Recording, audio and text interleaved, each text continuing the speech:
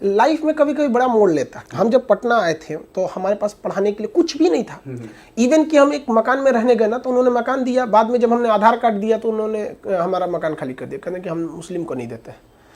फिर हम एक मुस्लिम के पास गए तो उन्होंने उनसे पूछा कि भाई आपके यहाँ ऐसा कोई जाति उति का लफड़ा तो नहीं है? तो उन्होंने कहा कि हम हिंदू को नहीं देते। हम कहे यार ये दोनों ठीक नहीं है सब, ये दोनों ठीक नहीं है सब। हमको शुरुआत में लगा था कि ये आदमी गलत है, बाद में लगा कि नहीं, हर जगह पे कुछ गलत लोग हैं। तो हम एक ऐसे आदमी साहब के पास, सिन्हा जी हैं वो, आज भी हम उन्हीं के मकान में रहते हैं, केवल उनके इतनी इंसानियत को देख के उन्होंने साफ कह दिया कि नहीं हम इंसान को देते हैं, आप इंसान है ना, बस हम उन्हें देते हैं। लेकिन बाद में हर इंसान के पास ठोकर लगते हैं। हम जब पढ़ाने गए तो लोग यहाँ पे 1.5 साल पढ़ाने के बाद, 1.5 साल हम एक कोचिंग में पढ़ाए थे, 1.5 साल, और उन्होंने हमको मेरे पास पैसे नहीं दिए उनका। हम कहा कोई बात नहीं, बच्चों की तो सेवा की है।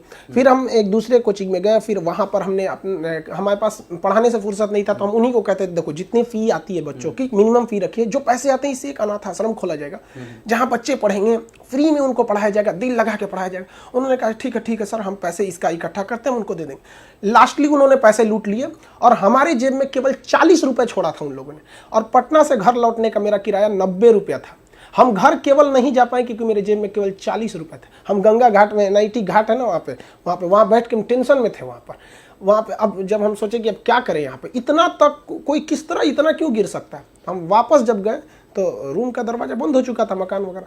तो हम खटखटाए तो वहाँ से निकले, कहें कि आप क्या हो गया है सर आपको, ये कितना टाइम को आ रहा है, टाइम देखिए। तो हमें लगा 10 बज रहा होगा, हम टाइम देखे तो रात का 2 बज रहा था।